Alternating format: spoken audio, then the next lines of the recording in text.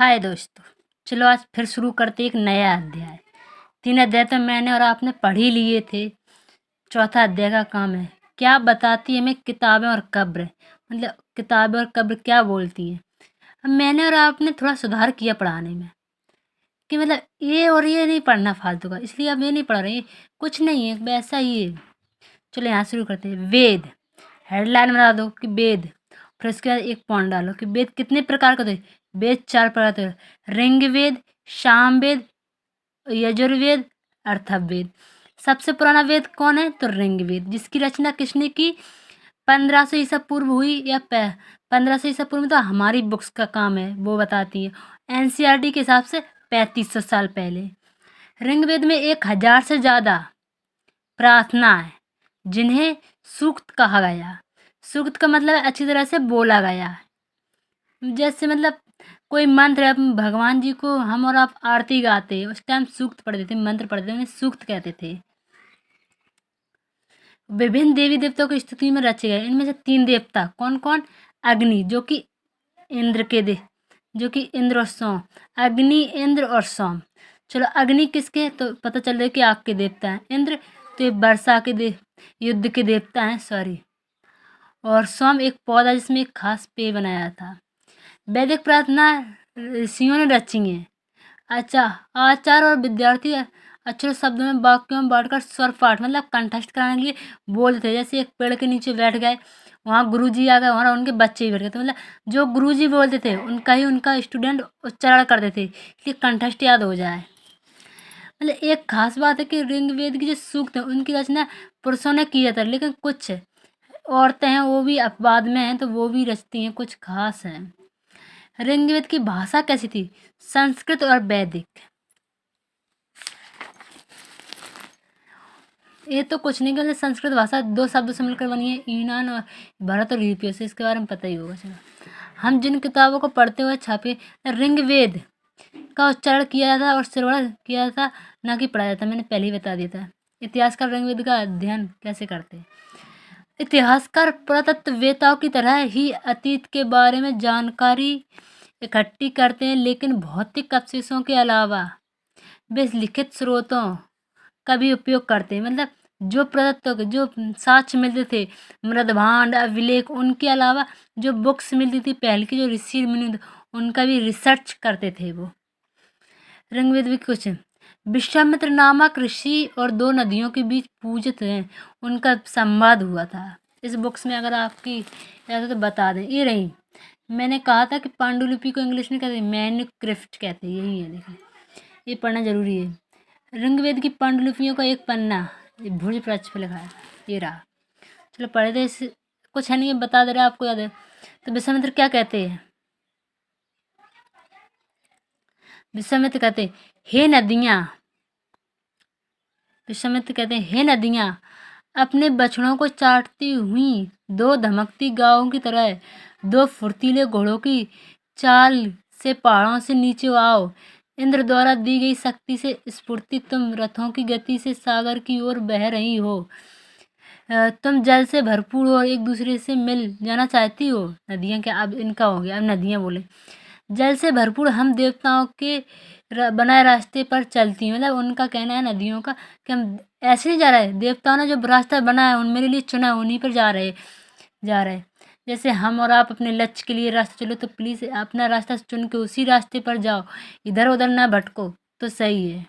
इसके लिए मैं एक वीडियो बनाऊंगी बहुत अच्छे से कि जो एक लक्ष्य देखकर ना कि एक लक्ष्य देख लेते और एक लक्ष्य के साथ बहुत सारे लक्ष्यों के साथ काम करते, तो इससे कितने वो इफेक्ट पड़ते हैं कि हाँ, अगर एक लक्ष्य चुनोगे तो जल्दी कामयाब होगे। जो एक के साथ अनेक होता है तो वो कभी कामयाब नहीं होता ना, तो बस उसी में लगा रहता है कि ये करे कि ये करे। इसके बाद एक वीडियो बनाएंगे। चलो चलती, एक बार निकलने पर हमें रोका नहीं जा सकता। हे ऋषि, तुम हमसे प्रार्थना क्यों कर रहे हैं? मतलब पूछ रहे हैं कि हमें जो चल लिए, हम तो रुक नहीं सकते, आप हमसे प्रार्थना क्यों कर रहे हो? तो अब क्या कहते हैं विश्वामित्र, हे बहनों, मुझे गायक की प्रार्थना सुनो। मतलब कह रहा मेरी गायक, मैं रथों और गाड़ियों सहित बहुत दूर से आया हूँ। इतनी अच्छी तरह से पढ़ूंगी बहुत अच्छे से, आपको खुद ही पता चल जाएगा मतलब ये क्यों कर रहा है।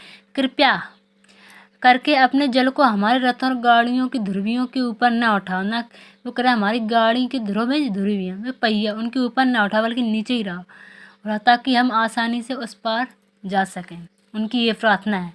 नदियाँ क्या कहती हैं? हम तुम्हारी प्रार्थना सुनेंगे जिसमें तुम सब सुरक्षित उस पार जा सको, यह कहते हैं। अब इतिहासकार यह बताते हैं, अब इतना इतिहासकार ये बताते हैं, यह प्रार्थना उस क्षेत्र में रची गई होगी जहाँ ये नदियाँ होंगी।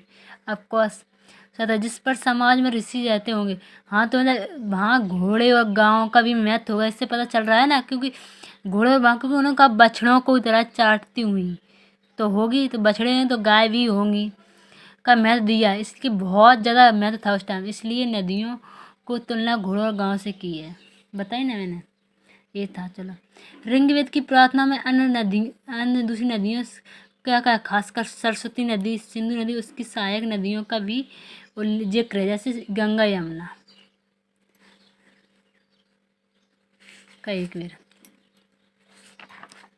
चलो, अब घोड़े, मवेशी और रथ, ये क्यों हेडलाइन इसमें पता है? अब आपको बता दी जाएंगे कि मतलब जो वैदिक काल में युद्ध क्यों लड़े जाते, क्यों इन्हीं घोड़ों के बाद घोड़े और मवेशी और रथ के पीछे लड़े जाते थे, और एक संतान भी थी उसके पीछे। चलो पढ़ते हैं ना कि इस घोड़े और ये डालना तो डालो, लेकिन युद्ध क्यों लड़ाया था उसके ये जरूर डाल लो। नोट्स जरूर बनाते हैं। अगर बुक्स तो बुक्स को साथ लेकर चलो, नहीं तो नोट्स बनाते चलो, तो आपको कामयाब हो जाएगी। जितना नोट्स बनाओगे हर दम नया नोट्स बनाया करो बहुत अच्छे से, कि जितना लिखोगे उतना ही याद होगा। ऋग्वेद में मवेशियों और बच्चों, खासकर पुत्रों और घोड़ों की प्राप्ति के लिए अनेक प्रार्थनाएं होती थी। मतलब जो आज की तरह, आज भी तो इंसान वैसा ही है। लड़कियों को कोई नहीं चाहता, लड़कों को चाहता है हर कोई कि लड़का हो जाए मेरे बस। ऐसा थोड़ी होता, लड़की भी ज़रूरी है। अगर लड़के ही लड़का हर कोई कर लेगा तो शादी कहाँ से करोगे? घोड़ों को लड़ाई में रथ खींचने के काम लाया जाता था। मतलब उस टाइम घोड़े भी थे। इन लड़ाइयों में मवेशी जीत कर क्या कर रहे थे? मवेशी जीत कर लाए थे। लड़ाइयों में वैसे ज़मीन के लिए भी लड़ी जाती थी। मतलब अब किसी लड़ाई ज़मीन के लिए लड़ाई जाती, मवेशियों के लिए लड़ाई जाती थी।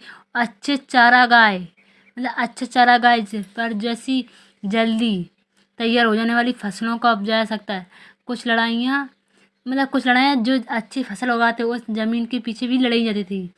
और कुछ लड़ाइयाँ पानी के स्रोतों और लोगों को बंदी बनाने के लिए भी लड़ाई जाती, क्योंकि पहले दास प्रथा थी, तो बंदी बनाएंगे तो दास बनाएंगे, दास को अच्छी तरह से यूज किया जाएगा।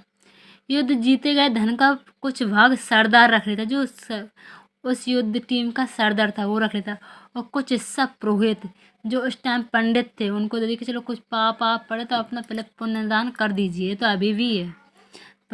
रात में खूब चोरी चपाटी करेंगे, सुबह भगवान जी के सामने प्रार्थना करेंगे, पंडित जी बन जाएंगे। आजकल ऐसा बहुत देखा जा रहा है, पर नेता ही बहुत करते हैं ऐसे। तो बहुत घोटाला करेंगे, फिर कर कौन रहा? मैं तो ईमानदार हूँ। अब जब आप ही लोग सब ईमानदार थे तो घोटाला काम इंसान कर रहा है। ऐसा ही उस टाइम था कुछ कुछ। चलो, शेष धन आम लोगों में बांट दिया। चलो ठीक है, उस टाइम ये तो था। चलो जीता हुआ तो आम आदमी, यहाँ तो आज तक ये भी नहीं हो रहा है। आम आदमी को दोनों तरफ से लूट रहे हैं ये लोग। तो कुछ धन यज्ञ करने के लिए भी प्रयुक्त होता है। चलो, यज्ञ करने के लिए यज्ञ की आग में आहुति दी जाती थी, और ये आहुति देवी देवता को दी जाती थी। और इसमें आहुति है घी का, अनाज, कभी कभी जानवरों को भी आहुति दी जाती। वो सिट जानवरों को पता नहीं क्या क्या होता। मैं जैसे ऋग्वेद था, वैदिक काल था, तब तो सही उत्तर वैदिक काल में ये सब होता होगा, क्योंकि ऋग्वेद तो बहुत अच्छा ही था उस टाइम। तो स्वर्ण होना चाहिए उसे। तो अधिकांश पुरुष इन युद्धों में भाग लेते थे। कोई स्थायी सेना नहीं थी। हाँ, उस टाइम स्थायी सेना नहीं थी। जब ऐसा था, मतलब जब कम पड़ा तभी युद्ध करो। कोई ये नहीं था कि हाँ लक्ष्य की युद्ध करो। हाँ, उस टाइम क्या था कि अभी के साम्राज्य बढ़ाने का कोई इरादा नहीं था, बस सिर्फ धन लूटना ही था। तो धन लूटना, कभी भी इकट्ठे होकर पहले अपना काम करते रहो, जब तक धन लूटना तो इकट्ठे होकर लड़ाई लड़ लो, ये होता होगा। लेकिन लोग सभाओं में मिलते जुलते थे, सभाओं में करते थे, और युद्ध और शांति की में सलाह प्रवेश करते थे। उसमें सभाएं थी, वहाँ ऐसे लोग का अपना एक सरदार चुना जाता हुआ बहादुर कुशल था। यहीं तक वीडियो रहने दो, आगे बहुत होगा तो टाइम भी बहुत लगेगा, बहुत कुछ है। प्लीज़ आप इसी को सब्सक्राइब और शेयर प्लीज़ कीजिए और प्लीज़ चैनल को थोड़ा आज बढ़ाइए। और बहुत बहुत बधाई हो स्वतंत्रता दिवस की। आज हमारा 75वां दिवस है।